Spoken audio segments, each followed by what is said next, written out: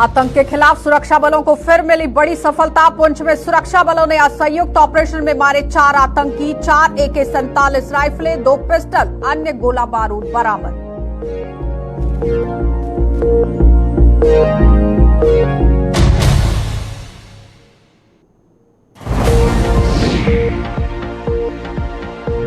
Holding centre में बंद Rohingya ने किया हंगामा। रिहाई की मांग को लेकर पुलिस पर किया पथराव। बचाव में पुलिस ने भी किया आंसू गैस का इस्तेमाल। 3 घंटे के हंगामे के बाद बातचीत का दौर शुरू।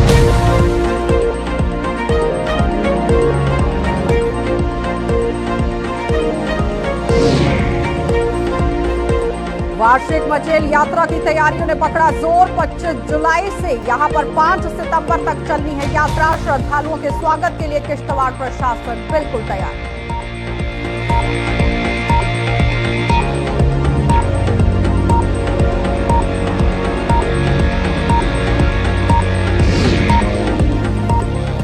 और सांबा में 7 सालों में भी नहीं बन पाई सड़क। सांबा सुंब सड़क मार्ग यहां पर बना जी का जंजाल। बरसात में आफत साबित हो रही परियोजनाएं।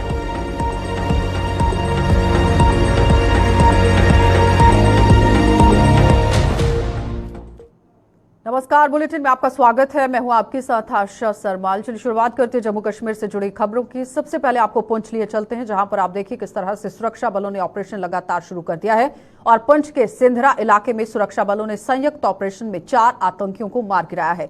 सुरक्षा बलों और आतंकियों के बीच पहली मुठभेड़ कल रात करीब 11:30 बजे हुई, जिसमें वहां बाद में आप देखिए नाइट विजन इक्विपमेंट के साथ ही ड्रोन भी तैनात कर दिए गए। आज तड़के सुरक्षा बलों और आतंकियों के बीच भारी गोलाबारी के साथ मुठभेड़ फिर से शुरू हो गई है। भारतीय सेना के विशेष बल, राष्ट्रीय राइफल्स और जम्मू कश्मीर पुलिस के जवान भी इस ऑपरेशन का हिस्सा थे। ऑपरेशन में मारे गए आतंकवादी संभवतः विदेशी आतंकवादी हैं और उनकी पहचान का पता लगाया जा रहा है।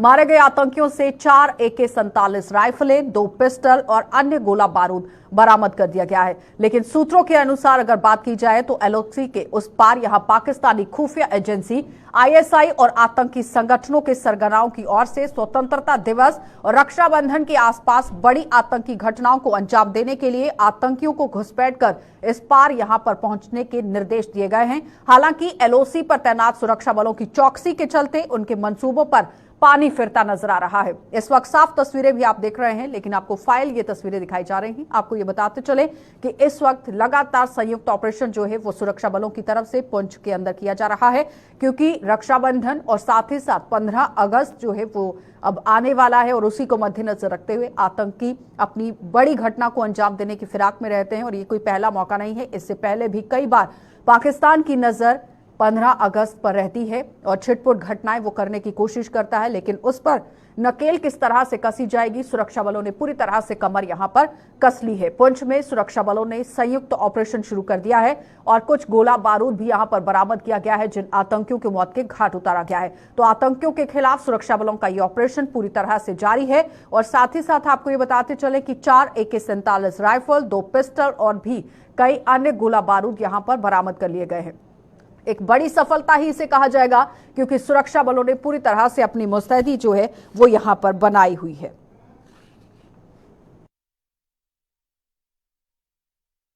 अब आपको कठुआ लिए चलेंगे और कठुआ जिले की हीरानगर सब डिवीजन में बनाए गए होल्डिंग सेंटर में बंद रोहिंग्या ने आज सुबह एक बार फिर से हंगामा करते हुए अपनी रिहाई की मांग को लेकर होल्डिंग सेंटर के अंदर जोरदार हंगामा कर दिया है। रोहिंग्या ने होल्डिंग सेंटर में तैनात पुलिस पर भारी पथराव कर दिया, जिसके चलते पुलिस को भी अपने बचाव के लिए आंसू गैस के गोले दागने पड़े।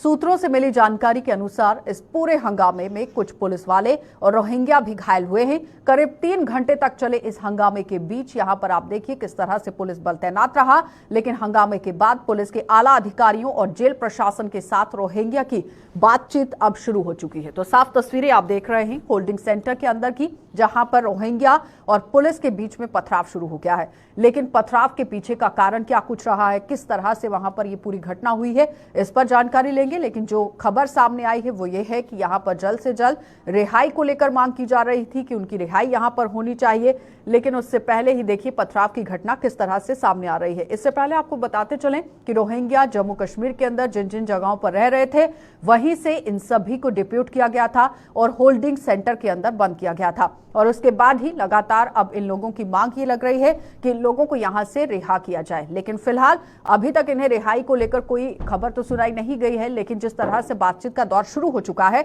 अब देखना यह होगा कि आखिर ये बातचीत कहां तक पहुंचती है। रंजीव मेहता हमारे संवाददाता ने हमारे साथ ज्वाइन किया है। रंजीव, क्या कुछ बातचीत चल रही है और किस तरह से वहां पर पथराव की जो घटना है वो देखी गई है?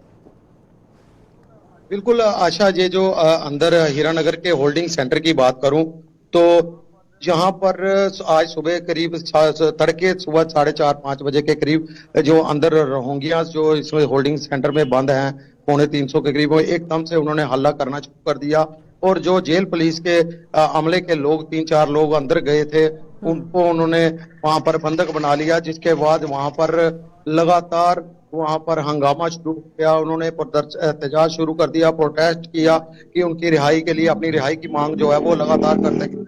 इस सारे मामले को देखकर जेल प्रशासन ने स्थानीय जो पुलिस थी, जिला पुलिस थी, उसको इसका सूचना दी और जेल पुलिस वहां पे आई और इसके बाद भी काफी देर तक वहां पे हंगामा चलता रहा और इन बंधकों 4 लोगों को छुड़ाने के लिए काफी मुशक्कत करनी पड़ी। पुलिस, सीआरपीएफ की जो टुकड़ियां थी वो वहां पर तैनात हो गई और जेल के अंदर से जो रोहिंग्या थे उन्होंने पथराव करना शुरू कर दिया पुलिस पर और बचाव में पुलिस वालों ने भी उन पर टीयर गैस के जो गोले थे वो दागे और इस पूरे घटनाक्रम में करीब दर्जनों जो रोहिंग्या थे वो घायल हुए हैं। कुछ पुलिस वाले भी घायल हैं, लेकिन जो सूत्रों से मिल रही जानकारी है, लेकिन अभी तक किसी ने इसकी पुष्टि नहीं की है। जो 3 गंभीर रूप से घायल रोहिंग्या थे उनको हीरानगर के पुलिस स्टेशन ले जाया गया और अभी तक जरा ये बताइए कि जिस तरह से बातचीत का दौर शुरू हो गया है, क्या बातचीत किसी नतीजे पर पहुंची है?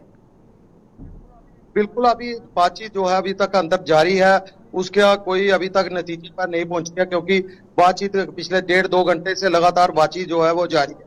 तो अभी वहां पर कोई अधिकारी कोई बाहर हमें बताने नहीं आया और ना ही सूत्रों से हवाले से अभी खबर जो है वो बाहर निकल कर आ रही है। वो इतना जरूर है कि अस्पताल से डॉक्टर और पैरामेडिकल स्टाफ को अंदर एक एम्बुलेंस में बुलाया गया और जो घायल रोहिंग्या थे जहाँ पुलिसकर्मी थे उनका अंदर ही इलाज किया गया।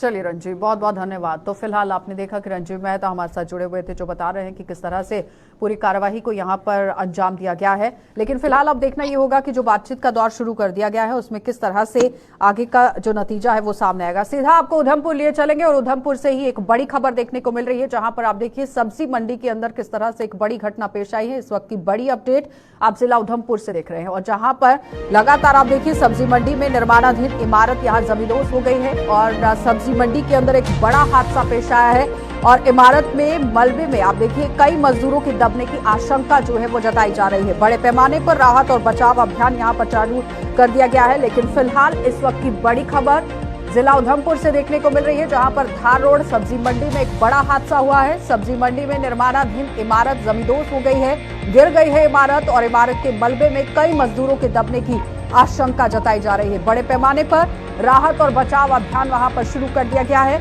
लेकिन इस वक्त बरसात का समय चल रहा है और जाहिर तौर पर आप देखिए हर जगह पर पानी ही पानी नजर आ रहा है। लेकिन जल भराव की स्थिति जिस तरह से बन रही है बरसात के समय में, ये भी एक बड़ा सवाल उठ रहा है। लेकिन उस बीच में जिला उधमपुर से एक बड़ी खबर, जहां पर सब्जी मंडी के अंदर इमारत गिरने की वजह से एक बड़ा हादसा पेश आया है और दर्जनों यहां पर जो मजदूर हैं वो दबने की आशंका जताई जा रही है। लेकिन ताजा अपडेट क्या है उसके साथ भी संपर्क करेंगे, जानने की कोशिश करेंगे, क्योंकि लगातार ग्राउंड सिचुएशन किस तरह से बनी हुई है वो जानना बहुत जरूरी है। इस वक्त साफ तस्वीरें आपके सामने, किस तरह से पूरा मलबा जो है वो नीचे आ चुका है और कैसे ये पूरी घटना वहां पर पेश आई है, इस पर भी जानकारी जुटाएंगे। लेकिन आप देखिए किस तरह से एक हुजूम की तादाद में लोग वहां पर जमा हुए हैं और एक बड़ा हादसा सब्जी मंडी में यहां पर पेश आया है। उधमपुर का धार रोड का इलाका है जहां पर ये सब्जी मंडी है, जहां एक बड़ा हादसा पेश आया है और सब्जी मंडी के अंदर निर्माणाधीन इमारत थी जो जमींदोज हो गई है और इमारत में किस तरह से यहाँ पर जो मलबा निकलकर सामने आया है तो उसमें कुछ लोगों के दबने की भी आशंका जताई जा रही है और कब तक यहाँ पर बचाव कार्य जो है वो शुरू किया गया है और किस तरह से वहां पर राहत जो है वो लोगों को मिलती नजर आएगी, क्योंकि एक बड़ी और चिंताजनक खबर ही इसे कहा जाएगा, क्योंकि दर्जनों जो मजदूर हैं वो यहाँ पर कहीं ना कहीं दबने की यहाँ पूरी तरह से आशंका जो है वो जताई जा रही है कि दर्जनों जो मजदूर मजदूर हैं वो दबे हुए सकते हैं, क्योंकि जो लोग वहां पर काम कर रहे थे वो हादसे का शिकार हुए हैं। किस तरह से वहां पर राहत और अभियान जो ये बचाव को लेकर चल रहा है उस पर जानकारी जुटा लेते हैं। किशोर हमारे संवाददाता हमारे साथ जुड़ चुके हैं। किशोर, ताजा स्थिति वहां की जानना चाहेंगे, और जो लोग मलबे में इस वक्त दबे हुए हैं क्या किसी को बाहर निकाला गया है? किस तरह से राहत बचाव कार्य वहां पर चल रहा है? बिल्कुल आशा, मैं आपको बताता चलूं कि ये कल्लर का इलाका है। यहाँ सब्जी मंडी के पास कुछ 11 बजे के करीब यहाँ देखिए प्राइवेट बिल्डिंग का यहाँ पे कार्य चल रहा था। तो यहाँ पे देखिए यहाँ पे मजदूर जो थे वो कार्य कर रहे थे, लेकिन अभी हमारे पास जो जानकारी आशा आई है इसमें ये बताया जा रहा है कि 1 से 2 जो मजदूर हैं इस मलबे के नीचे आए हैं। देखिए यहाँ पे एसडीआरएफ के साथ साथ एनडीआरएफ की टीम में यहाँ पे मौके पर पहुंची है। रेस्क्यू यहाँ पे देखिए यहाँ पे चलाया जा रहा है। और ये भी हम बताते चलें कि जिसमें हमारे पास अभी जो जानकारी आई है जिसमें ये बताया जा रहा है कि 5 से 6 लोग इस मलबे के नीचे आए थे, लेकिन अभी 1 के करीब जो मजदूर है इस मलबे के नीचे है, लेकिन रेस्क्यू जो है वो यहाँ पे चल रहा है। और लोगों में एक अफरा तफरी का भी माहौल यहाँ पे इस वक्त बन गया है। और लोगों का ये साफ तौर पर कहना है कि यहाँ पे प्रशासन की तरफ से ये भी कहा गया था कि बीती रात से जिस तरह से भारी बारिश हो रही है और भारी बारिश के चलते देखिए ये प्राइवेट बिल्डिंग का यहाँ पे कार्य चल रहा था। और यहाँ पे अब ये कहना मुश्किल है कि अभी कितने लोग इसके नीचे हैं, लेकिन जो हमारे पास अभी एडिशनल डीसी के मुताबिक उनकी तरफ ये कहा जा रहा है कि 1 के करीब जो मजदूर है इसकी चपेट में आ गया है। जी। लेकिन जिस तरह से राहत बचाव कार्य वहां पर चल रहा है किशोर, क्या एनडीआरएफ एसडीआरएफ की टीमें वहां पर पहुंची हुई हैं? किस तरह से अभियान जो है वो चलाया जा रहा है, और जल्द से जल्द उन लोगों को बाहर निकालने की जरूरत है जो लोग मलबे के अंदर इस वक्त दबे हुए हैं? और पूरी तरह से आंकड़ा क्लियर कीजिए कि कितने लोग वहां पर इस वक्त मौजूद हो सकते हैं। देखिए आशा, जिस तरह से ऑफिशियल जो एडिशनल डीसी से हमने उनसे बात की उनकी तरफ से ये कहा जा रहा है कि 6 के करीब जो थे लोग थे, लेकिन जो 2 के करीब जो लोग हैं उनको डिस्ट्रिक्ट हॉस्पिटल के लिए इलाज के लिए भेजा गया है। लेकिन 1 मजदूर जो है वो इसकी चपेट में अभी इस मलबे के नीचे है, जो हमारे पास अभी जानकारी आई है। लेकिन यहाँ जिस तरह से एनडीआरएफ एसडीआरएफ की मैं बात करूं, जेएंडके पुलिस की मैं बात करूं, तो 11 बजे के करीब यहाँ पे रेस्क्यू ऑपरेशन चला था, लेकिन अभी भी जो है रेस्क्यू ऑपरेशन यहाँ पे चल रहा है। अब कितने लोग हैं ये कहना मुश्किल है, लेकिन जो हादसे का कारण क्या बताया जा रहा है किशोर?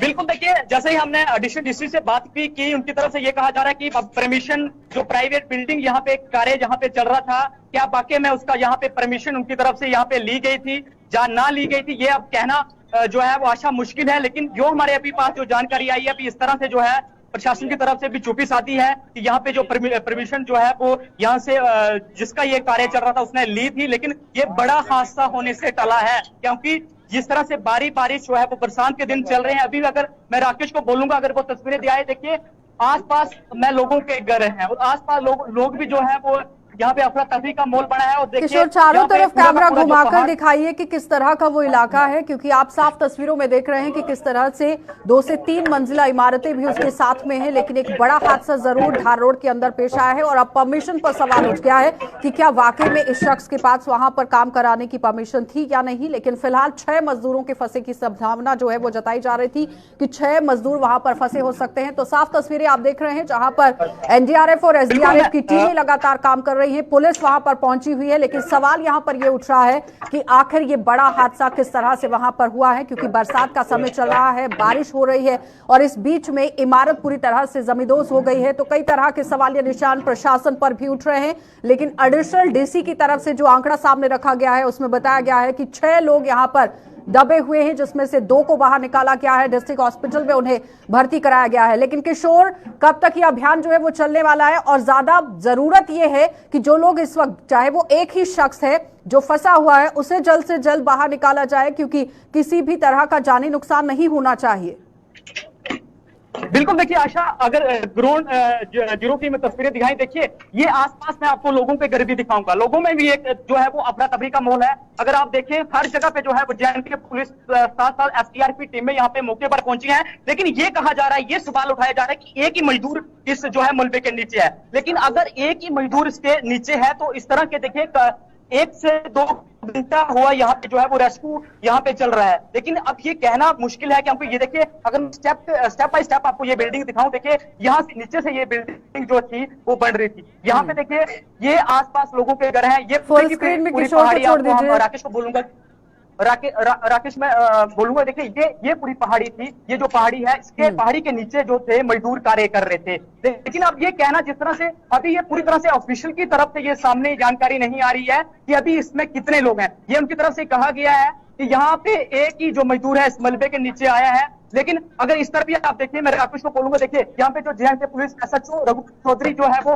सुबह से यहाँ पे देखिए उनकी टीम के साथ अलग अलग जो टीमें यहाँ पे मौके पर पहुंची हैं, तो रेस्क्यू यहाँ पे देखिए चलाया जा रहा है। लेकिन आसपास की लोगों देखिए, ये लोगों की भी तस्वीरें दिखाना जरूरी है। लोगों के बिल्कुल आसपास में लोगों के घर हैं और ये अभी कहना मुश्किल है आशा, क्योंकि देखिए कितने लोग हो सकते हैं। देखिए जो टीमें हैं, जो कार्य है वो युद्ध स्तर पे चल रहा है। हम भी उस घटना स्थल पे मौजूद हैं देखिए यहाँ पे, और ये कहना मुश्किल है अभी कितने लोग इसमें जो है वो आशा इसकी चपेट किशोर, में आए। आपको नहीं लगता है कि बरसात का समय चल रहा है, पहाड़ बहुत अच्छे से आप देखिए इस वक्त काम नहीं कर सकते हैं क्योंकि बारिश का सिलसिला शुरू हो चुका है, तो जो सॉइल है वो भी आपने देखा किस तरह से वो निकल सकती है, दरक सकता है पहाड़, तो इस तरह से काम नहीं होना चाहिए था, काम को डिले भी किया जा सकता था।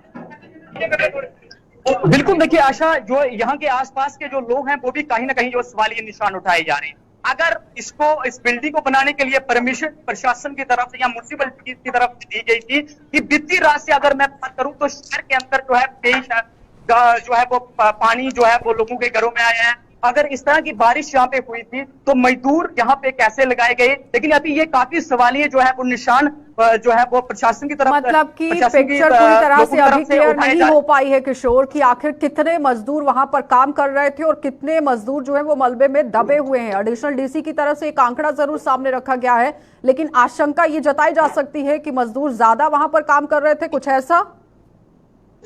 बिल्कुल देखिए आशा, जिस तरह से यहाँ पे रेस्क्यू चल रहा है ये आंकड़ा क्योंकि बढ़ भी सकता है, लेकिन ये कहना मुश्किल है क्योंकि जिस तरह से प्रशासन की तरफ से पूरी तरह से स्पष्ट नहीं किया जा रहा है कितने लोग थे। ये बाहरी राज्यों से जो दिहाड़ी मजदूरी का कार्य यहाँ पे कर रहे थे, अब उनकी तरफ से भी कहा जो मजदूर यहाँ पे कार्य कर रहे थे कि 2 लोग हैं, 1 लोग हैं, ये कहना अभी मुश्किल है। लेकिन जैसे ही प्रशासन की तरफ से कोई जानकारी आएगी हम आप लोगों तक जरूर साझा करेंगे। घायल हुए हैं जिन्हें अस्पताल में पहुंचाया गया है, उनकी क्या स्थिति इस वक्त बताई जा रही है? बिल्कुल देखिए, जिसमें ये बताया जा रहा है कि 3 से 4 जो लोग थे उनको डिस्ट्रिक्ट हॉस्पिटल में उनका जो है वो पीआर चल रहा है। एक ही जो है वो गंभीर हालत बताई जा रही है, लेकिन जो 2 से 3 जो लोग हैं वो काफी जो है उनको काफी चोटें नहीं आई है। लेकिन ये अभी देखिए यहाँ पे हमारे सीआरपीएफ के जवान भी यहाँ पे मौके पर पहुंचे हैं और पूरी तरह से इस एरिया को देखिए कार्डन ऑफ किया गया है कि पूरी तरह से लोगों में एक जो है वो दहशत का माहौल यहाँ पे रास्ता बन गया है। क्योंकि अगर यहाँ पे एक प्राइवेट बिल्डिंग है, देखिए हमारे पास कुछ रोहित सेठी हैं, ये यहाँ के साथ ही रहते हैं। क्या वाक्य कितने में ये वाक्य हुआ? ये जो वाक्य 11:30 के करीब हुआ है और कोई 9 के करीब यहाँ पर लोग यहाँ पर काम कर रहे थे लेबर वाले, और ये ऑन द स्पॉट पहाड़ी गिर गई। तो अभी पुलिस की टीम लगी हुई है, जिसमें से अब कहा जा रहा है कि एक अंदाज में नहीं मिल रहा है। अब पुलिस की टीम यहाँ ढूंढ रही है। अगर देखते हैं यहाँ पर किशोर, सवाल कीजिए कि जितने भी मजदूर यहाँ पर काम कर रहे थे क्या वो लोकल हैं या बाहर से थे? क्या जो मजदूर यहाँ पे कार्य करते वो लोकल थे या बाहर से? नहीं, कुछ इसमें से एक रामनगर का लोकल था और दूसरा बाकी जो बाहर की उड़ीसा की टीम थी, जो बिहार की टीम थी, वो लगी। जो इंजर्ड हुए हैं उनकी क्या हालत है इस वक्त? क्या ये एक गंभीर रूप से घायल है, बाकी अभी ठीक है, वो हॉस्पिटल में है। तादाद जान लीजिए उनसे क्योंकि चश्मदीद हैं, अगर किशोर तो वो बेहतर तरीके से बता सकते हैं कि कितने मजदूर वहां पर काम कर रहे थे। क्या रोहित जी कितने लोग थे टोटल? ये पूरी तरह ये 9 के करीब यहाँ पर काम कर रहे थे। अभी इसमें से ये कहा जा रहा है कि एक बंदा इसमें से नहीं दिख रहा है, जो अभी पुलिस यहाँ टीम से जानकारी मिली है हॉस्पिटल से। अभी यहाँ पर पुलिस की टीम लगी हुई है, दूसरी टीमें भी लगी हुई है, तो देख रहे हैं अभी बंदा है क्या नहीं। देखिए आशा, इनकी तरफ से ये कहा जा रहा है कि ये चश्मदीद थे, इनकी तरफ से ये कहा जा रहा है कि 9 के करीब जो लोग थे, लेकिन एक जो यहाँ मजदूर है वो अभी भी इस मलबे के नीचे है। अब ये कहना मुश्किल है क्योंकि जिस तरह से इनकी तरफ से कहा जा रहा है कि कितने लोग इसके नीचे हैं। अब प्रशासन की तरफ से कोई जो है। ठीक है किशोर, बहुत बहुत धन्यवाद किशोर जुड़ने के लिए। लेकिन राहत बचाव कार्य में तेजी लाने की जरूरत है प्रशासन को, और आपको ये भी बताते चले कि इस वक्त पूरी तरह से पिक्चर जो है वो क्लियर नहीं हो पा रही है। किसी को भी ये अंदाजा नहीं है कि कितने मजदूर वहां पर इस वक्त काम कर रहे थे। चश्मदीदों का ये कहना है कि 9 के करीब यहां पर लोग जो है वो काम कर रहे थे, लेकिन एडिशनल डीसी कह रहे हैं कि 6 लोग काम कर रहे थे, 2 को बाहर निकाला गया है, बाकी पूरी तरह से राहत बचाव कार्य यहां पर शुरू किया है। लेकिन प्रशासन को चाहिए कि जल्द से जल्द राहत बचाव कार्य को तेजी से किया जाए और जितने भी लोग बीच में फंसे हुए हैं उन्हें यहां पर बाहर निकाला जाए ताकि जानी नुकसान बिल्कुल भी वहां पर पेश ना आए।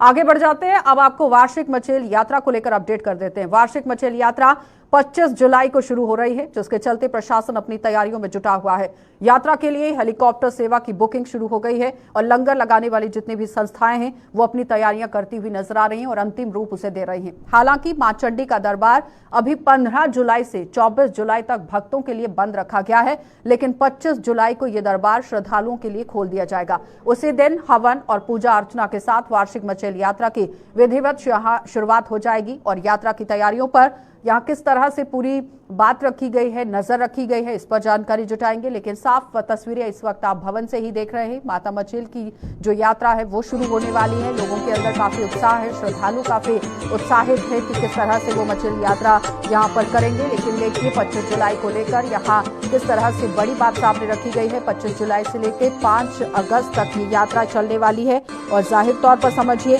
कि किस तरह से आने वाले समय में ये यात्रा जो है वो भक्तिमय हो सकती है और साथ ही साथ समझिए कि किस तरह से यात्रा को लेकर तैयारियां जो है वो की गई हैं। किश्तवाड़ से हमारे संवाददाता अजय शान हमारे साथ ज्वाइन कर चुके हैं। अजय जी, अपडेट बताइएगा, किस तरह से यात्रा जो है वो शुरू कर दी गई है? देखिए आशा, 25 जुलाई से लेकर 5 सितंबर तक ये यात्रा, इसके लिए प्रशासन ने कहीं ना कहीं अंतिम रूप जनक को, इसके साथ साथ जो माता के भक्त हैं जो जगह जगह सेवा करते हैं, लंगर लगाते हैं, वो भी अपनी तैयारियों में जुटे हुए हैं।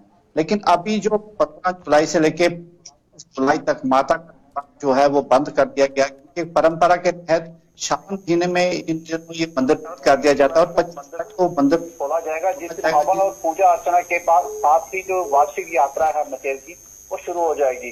क्योंकि ये जो माता मचेल का दरबार है, इसके साथ लाखों लोगों की आस्था जुड़ी हुई है। हर साल लाखों लोग जो यहाँ पर आते हैं, तो उसके लिए यहाँ पर प्रबंध इस प्रकार जो किए जा रहे हैं कि जो बेस कैंप है जिसको हम कहते हैं पाटन में, गुलाबगढ़ में, वहां पर जो एक संस्था ने बिल्डिंग बनाई थी, अब उसको प्रशासन पूरी तरह से तैयार करके करीब 2000 लोगों के रहने की वहां पर व्यवस्था की जा रही है। माता मचेल के जो परिसर है उसके आसपास टेंटों की कॉलोनी बनाई जा रही है ताकि श्रद्धालुओं को कोई दिक्कत ना हो। उसके साथ ही जो हेलीकॉप्टर सेवा है वो भी इस बुकिंग उसकी स्टार्ट हो गई है। बेशक इस बार उसके रेट जो है काफी हाई है, लोगों में उसको लेकर वो। अजय, जरा जल्दी से ये बताइएगा कि कब से शुरू हो रही है यात्रा और कब तक चलेगी, कब खत्म हो जाएगी? देखिए 25 जुलाई को ये शुरू हो रही है और 5 सितंबर तक ये यात्रा चलेगी और इसी बीच जो छड़ी का सफर होगा जम्मू से शुरू होगा, वो इसी का हिस्सा रहने वाला है। ठीक है अजय, बहुत बहुत धन्यवाद जुड़ने के लिए। तो फिलहाल 25 जुलाई से शुरू हो रही है और 5 सितंबर तक ये रहने वाली है, ना कि अगस्त तक। इसे बढ़कर आप देखिए किस तरह से श्रद्धालु जो वो माता के दरबार में पहुंच सकते हैं। आगे बढ़ जाते हैं। सरकारी परियोजनाओं की कछुआ चाल लोगों के लिए जी का जंजाल बनी हुई है और बात अगर सांबा जिला की करें तो यहाँ सांबा से लेकर सुंब तक साल 2017 में सड़क निर्माण का कार्य जो था वो शुरू किया गया था, जो आज तक पूरा नहीं हो पाया है। करीब 6 सालों में जारी ये काम आप देखिए कितना हो पाया है। निर्माण कार्य खासतौर पर बरसात में लोगों के लिए आफत साबित हुआ है और आज भी बारिश की वजह से करीब 2 घंटे का ट्रैफिक जैम वहां पर देखा गया है। कीचड़ में यहां वाहन चालकों को मंजिल तक पहुंचने के लिए पापड़ बेलने पड़े। आखिरकार जो परियोजनाएं चलाई जा रही हैं उनकी कछुआ चाल का खामियाजा सीधे तौर पर लोगों को भुगतना पड़ रहा है। जिला सांबा के सुंब इलाके से आप यहां पर ये खबर देख रहे हैं, जहां पर आप देखिए इस सड़क का निर्माण कार्य आज तक नहीं हो पाया है। 2017 में ये काम शुरू किया जाता है लेकिन आज तक ये काम पूरा नहीं हो पाया है। 2023 अब चल रहा है। आखिर परियोजनाओं को लेकर यहां पर इस तरह से सवाल जो उठ रहे हैं, इस पर काम कब तक किया जाएगा? कितने सवालिया निशान आप देखिए लोगों की तरफ से यहां पर लगाए गए हैं। अब यहां समझने की ये जरूरत है कि जितनी भी योजनाएं परियोजनाएं चलाई जाती हैं वो जमीनी सतह तक पहुंचना कितनी जरूरी है। तो साफ तस्वीरों में आप जीता जागता सबूत यहां पर देख रहे हैं। ऋषि खजूरिया हमारे साथ जुड़ चुके हैं। ऋषि, आपसे जानना चाहेंगे, कई बार इस खबर को चलाया गया है, पुल का निर्माण नहीं हो पाया है, सड़क खस्ता हालत में है। क्या लगता है कि अभी तक इतनी ढिलाई? 2017 में काम शुरू हुआ था, आज 2023 है। देखिए, मैं शुरुआत यही से करना चाहूंगा कि इसमें कसूर किसका है? नेताओं का कसूर है, प्रशासन का कसूर है या फिर लोगों का कसूर है? कहीं ना कहीं हर तरफ देखें तो लोगों को ही पिसना पड़ता है। यहाँ पर भी हाल यही एक बार फिर से देखने को मिल रहा है कि बरसात आ चुकी है और सुंब रोड एक बार फिर से सुर्खियों में आ चुका है। ये इतना ज्यादा बड़ा स्ट्रेच नहीं है, लेकिन फिर भी हम ये कहेंगे कि काम जरूर हुआ है, लेकिन अभी भी इसे अमली जामा नहीं पहनाया जा रहा। और बरसात में आपने तस्वीरों में देख लिया कि किस तरह से लोगों को खामियाजा भुगतना पड़ रहा है। यानी ये जो रोड है ये पूरी तरह से बरसात के दिनों में प्रभावित होना शुरू हो चुका है। इसका एक स्ट्रेच पड़ता है पलाई की टक्की जिसे आप कहते हैं, इसी के साथ चनूरी का इलाका है। ये पूरी तरह से पानी के तेज बहाव में जब ये इलाका प्रभावित होता है, नाले उफान पर आते हैं, तो जो लोग जो है वो आगे पीछे जाने वाले होते हैं वो अपने गंतव्य तक नहीं पहुंच पाते और वो इंतजार करते हैं कि कब पानी का लेवल कम होगा, कब यहां से हम क्रॉस करेंगे, कब यहां से गाड़ियां क्रॉस करेंगी। लेकिन कहीं ना कहीं अभी भी जो है वो पूरी तरह से प्रशासन संज्ञान नहीं ले रहा, लेकिन संज्ञान जब लिया जाता है तो मौके पर लिया जाता है। देखिए किस तरह से मशीनरी का इस्तेमाल कर जो वो रोड को खोला जा रहा है दोनों तरफ की ट्रैफिक को जो वो सुचारू करने के लिए, ताकि लोग अपने अपने गंतव्यों तक जो वो पहुंच पाए। लेकिन 2017 में इस रोड का काम शुरू हुआ था, अभी तक इस रोड का काम अपने अंतिम चरण में नहीं पहुंच पा रहा है। ये बहुत बड़ा सवालिया निशान जो वो प्रशासनिक ये पहला मौका नहीं है कि इस खबर को चलाया है। गया हो मीडिया की तरफ से, कई बार इस खबर को उछाला गया है, प्रशासन के सामने तक रखा गया है, विधायकों के, मिनिस्टर्स के जितने भी हैं वो सामने रखे गए, लेकिन अभी तक इसका काम नहीं हो पाया है। जब वोट बैंक बटोरने की बात आती है तो लोग आरोप लगाते हैं कि यहाँ पर नुमाइंदे पहुंचते हैं लेकिन उसके बाद सुध भी नहीं ली जाती है। क्या लगता है कि कारण क्या है? क्योंकि एक वोट बैंक के तौर पर लोगों का इस्तेमाल आप करते हैं, दूसरी तरफ आप सहूलियत नहीं दे पाते हैं।